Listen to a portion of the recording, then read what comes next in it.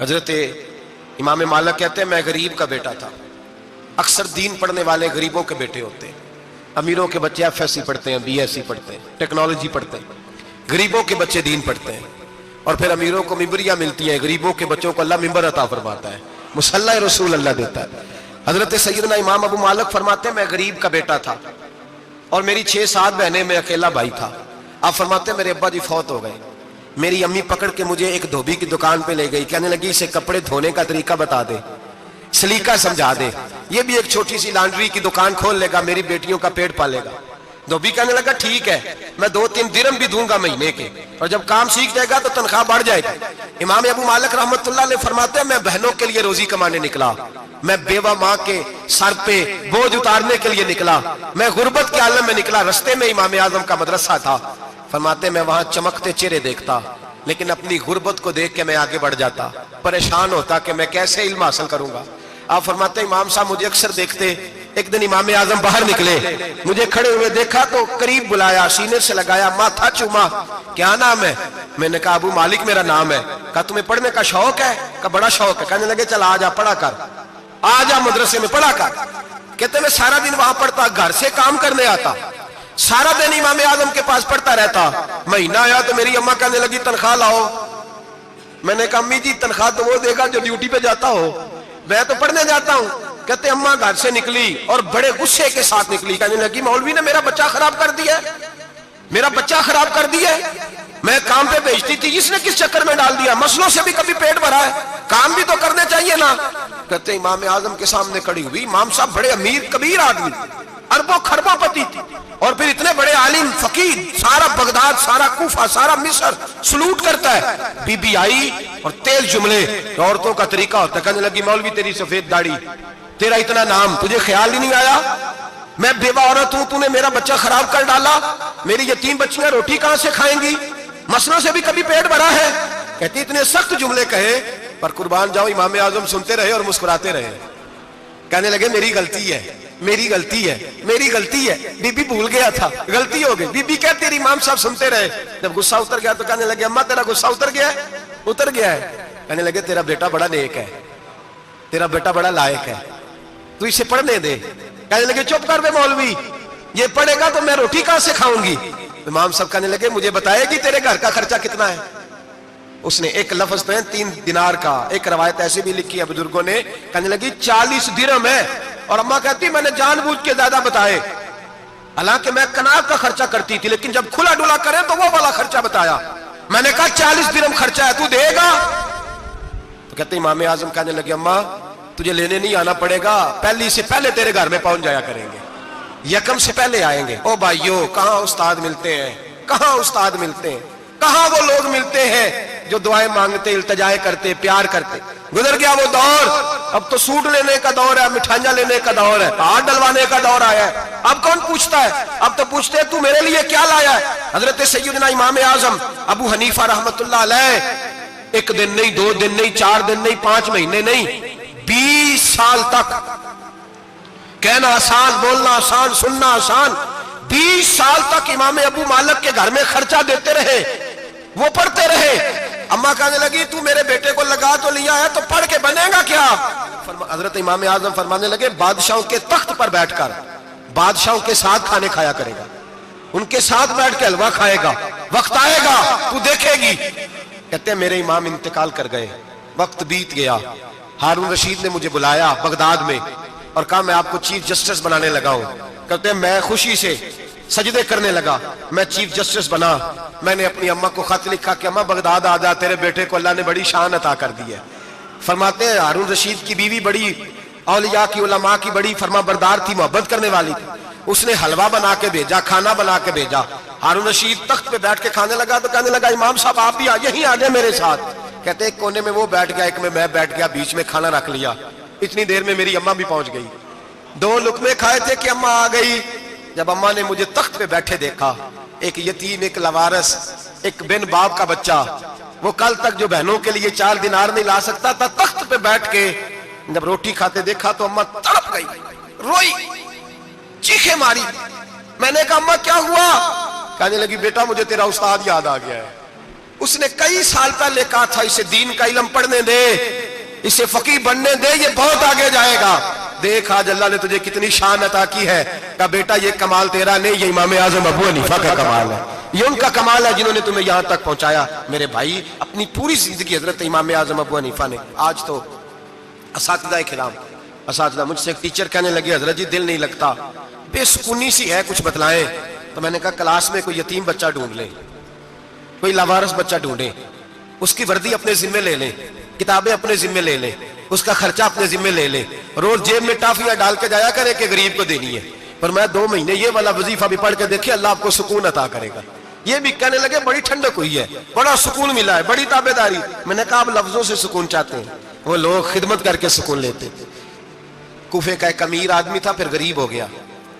غریب، غربت بڑی پریشانی ہے، بڑی پریشانی، بڑی آزمائش۔ غریب بیوقوف اس لیے ہوتا ہے کہ اس کی جیب میں پیسے نہیں ہوتے۔ غریب مجبور اس لیے ہوتا ہے کہ اس کے پاس ہوتا کچھ نہیں نا، تو ساری آزمائشیں کٹھی آ جاتی۔ غریب آدمی تھا، محنت مزدوری کرتا لیکن پوری نہ ہوتی۔ وہ کہتا ایک دن گلی میں ککڑی بیچنے والا آیا، تو میری ایک بیٹی تھی چھوٹی سی، باقی بچے بڑے تھے، چھوٹی ضد کرنے لگی، کہنے لگی ککڑی کھانی ہے، ککڑی۔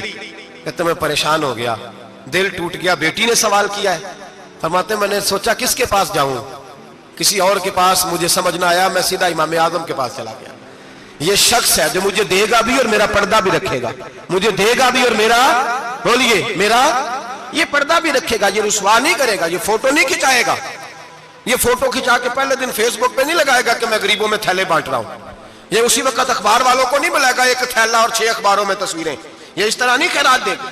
حضرت امام اعظم کے پاس گیا تو فرماتے رش بہت زیادہ تھا، میں امام صاحب سے بات ہی نہ کر سکا، واپس آ گیا۔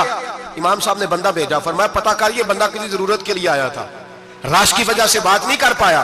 کہتے واپس میرے پیچھے بندہ بھیجا، وہ میرے گھر تک آیا، گھر آ کے اس کو حالات کا پتہ چل گیا، واپس گیا۔ کہتے ہیں 3 تھیلیاں اشرفیوں کی بھر کے امام اعظم لائے اور خود آئے اور رات کے اندھیرے میں آئے اور مجھے تھیلیاں دے کے نا تو میرے آگے ہاتھ باندھ دیے۔ میں نے کہا حضور ہاتھ کیوں باندھتے ہیں؟ آپ فرمانے لگے یار دکھ اس بات کا ہے کہ تو میرا پڑوسی تھا اور تیری غربت کا مجھے پتہ ہی نہیں چلا، تو میرے علاقے کا تھا اور میں نے سوچا ہی نہیں، میرا اپنا تھا مجھے خیال ہی نہیں آیا، فرمایا معاف کر دے، میری شکایت نہ کرنا کہ یہ میری طرف توجہ نہیں کرتا تھا۔ علم بھی تھا، عمل کا نور بھی تھا، تقوی کا حسن بھی تھا، غریب کی مدد کا جذبہ بھی تھا۔ آج لوگوں پر مال کا فتنہ سوار ہوتا ہے، سب پر نہیں لیکن زیادہ لوگوں پر۔ جیسے جیسے مال آتا جاتا ہے ویسے ویسے عقل بھی آتی جاتی ہے، ویسے ویسے سیانے بھی ہوتے جاتے ہیں۔ کہتے ہیں وہ بھی کمائے وہ بھی کرے، میں تو ٹیکنیکلی بڑا ہوں، میں عقل مندی میں بڑی، نہ بہن کی فکر رہتی ہے، نہ بھانجوں کی فکر رہتی ہے، نہ رشتہ دار کی فکر رہتی ہے، نہ دائیں بائیں کچھ دیکھتے ہیں۔ لوگ جیسے جیسے پاورفل ہوتے جاتے ہیں، ہٹتے جاتے ہیں، کٹتے جاتے ہیں، امیروں سے یرانے لگتے جاتے ہیں، آگے کی طرف دیکھتے جاتے ہیں۔ امام اعظم ابو حنیفہ رحمۃ اللہ علیہ نے ساری زندگی پیار کیا، محبت بانٹی، علم، فقاہت، تقوی، روشنی۔ آج لوگوں کو علم ہوتا ہے پر علم کا نور نہیں ہوتا، ہمیں بہت ساری باتوں کا پتہ ہوتا ہے پر وہ باتیں ہمارے لفظوں میں ہوتی ہیں، ہم اس کے حسن سے آگاہ۔ اور اگر میں یہ کہہ دوں کہ ہمیں ان باتوں پر یقین کامل نہیں ہوتا، کہہ رہے ہوتے ہیں، ہم سمجھتے ہیں، بڑی باتیں کرتے ہیں، لیکن ان باتوں کے پیچھے جو عمل کا جذبہ ہے وہ پھیکا ہوتا ہے۔ امام اعظم ابو حنیفہ رحمۃ اللہ تعالی علیہ جتنے بڑے عالم تھے اتنا ہی بڑا خوف تھا اللہ کا دل میں، اتنا ہی بڑا خوف تھا۔ ایک آدمی کہتا ہے میں نے امام صاحب سے مسئلہ پوچھنا تھا، میں نے عشاء کی نماز امام صاحب کے پیچھے پڑھی، کتنی لوگ باتیں سنتے ہیں، اس کا اثر کتنا لیتے ہیں، لیکن امام صاحب رحمۃ اللہ علیہ کا طریقہ کیا تھا؟ کہتے میں نے امام صاحب کے ساتھ نماز پڑھی مسجد میں، تو قاری صاحب نے قرآن پڑھا، اذا زلزلت الارض زلزالها واخرجت الارض اثقالها، فرماتے ہیں آخری 2 آیتیں پڑھی، فمن يعمل مثقال ذرة خيرا يره ومن يعمل مثقال ذرة شرا يره۔ اللہ فرماتے ہیں میں قیامت کے دن تیرے ذرے ذرے کا حساب کروں گا، ذرہ برابر نیکی ہوئی تو تیرے سامنے آئی، ذرہ برابر گناہ ہوا تو تیرے کس کے برابر؟ جی وہ کتنا ہوتا ہے؟ ریت کا 1 ذرہ، اس کے برابر بھی گناہ ہوا تو تیرے سامنے، یہ اللہ کہہ دیا ہے، تو ایسا انشاءاللہ ہو کے رہے گا۔ اللہ ایک دفعہ دکھائے گا، دعا فرمائے اللہ ہمیں معافی عطا فرمائے، اللہ ہم سے درگزر فرمائے، اللہ ہمیں بخشے ہوئے میں شامل فرمائے۔ یہ آیت امام صاحب نے سنی تو کہتے ہیں میں نمازی سارے چلے گئے تو امام صاحب بیٹھے اور یوں نہ اپنی داڑھی پکڑ لی، چراغ ٹمٹما رہا، کہتے ہیں داڑھی پکڑ لی اور امام صاحب بیٹھے ہیں. میں نے کہا کہ کسی محویت کے عالم میں ہے, سوچ میں, چلے میں تھوڑی دیر میں آتا ہوں. کہتے ہیں میں 2 گھنٹے کے بعد آیا تو امام صاحب ایسے بیٹھے ہیں داڑھی پکڑی ہوئی.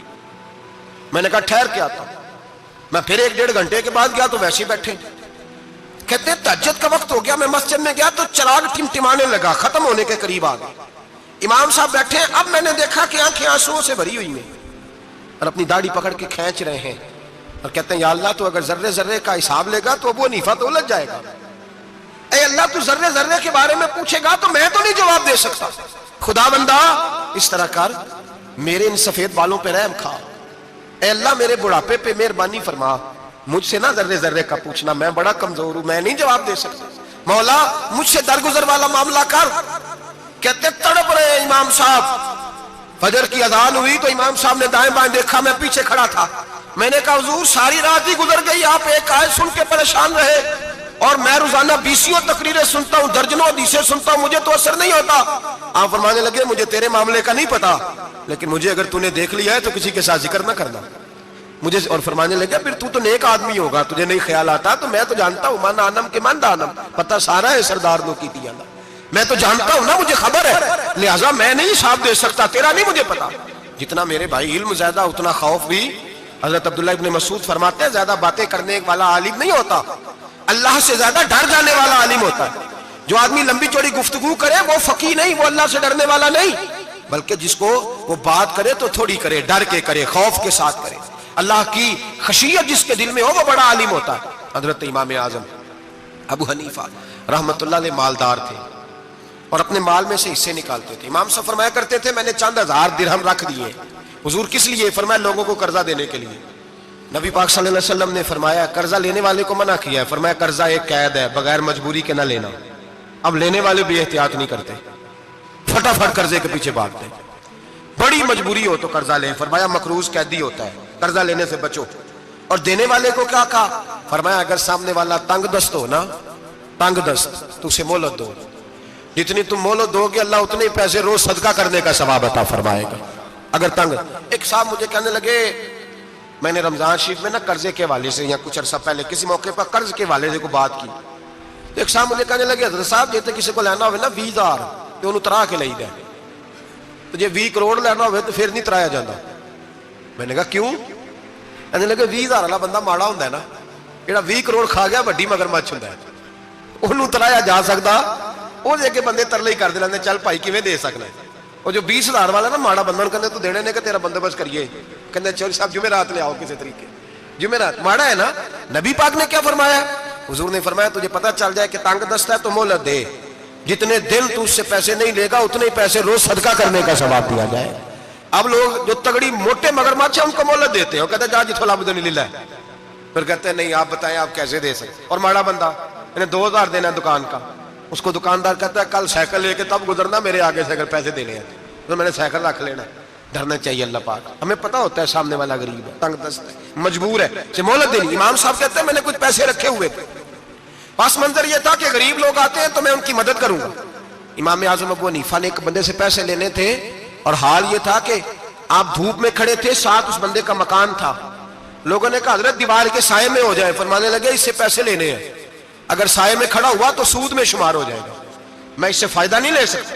ایک بندے سے قرضہ لینا تھا, وہ آپ کو دیکھ کے گلی اور دوسری گلی میں چلا گیا, رستہ بدل گیا اور چھپ گیا. امام صاحب رونے لگے, کہنے لگے اے اللہ میں اتنا برا ہو گیا ہوں کہ تیرے بندے مجھ سے چھپنے لگے, اس کو ڈھونڈ کے لائے, کیوں چھپتا ہے؟ کہ حضور آپ کے پیسے دینے ہیں. آپ نے فرمایا جا میں نے اللہ کی رضا کے لیے معاف کیے, آج کے بعد چھپنا نہ, اس لیے میں نہیں چاہتا کہ تجھے کوفت ہو, تو میری طرف دیکھ کے چھپنے لگا ہے, میری طرف دیکھ کے. غریب تو بھائی گلیوں میں گھستے پھرتے ہیں کہ کوئی بندہ مل نہ جائے. مقروض آدمی پتہ اس وقت چلتا ہے جب خودکشی کر گیا, پتہ اس وقت چلتا ہے پھر لوگ آتے ہیں اس کے بچوں کو کہتے ہیں فکر نہ کرنا ہم تیرے ساتھ ہیں, تو اس کے ساتھ ہونا تھا, ان کا سایہ بچ جاتا. اب آئے ہو امام اعظم ابو حنیفہ رحمت اللہ تعالیٰ علیہ لوگوں کو سہولت دیتے, آسانی دیتے, پیار کرتے, محبت کرتے. ہم لوگوں کا مزاج ایسا نہیں ہے, ہماری اخلاقیات کے اندر وہ حسن نہیں جو ہمارے بزرگ ہمیں دے کے گئے.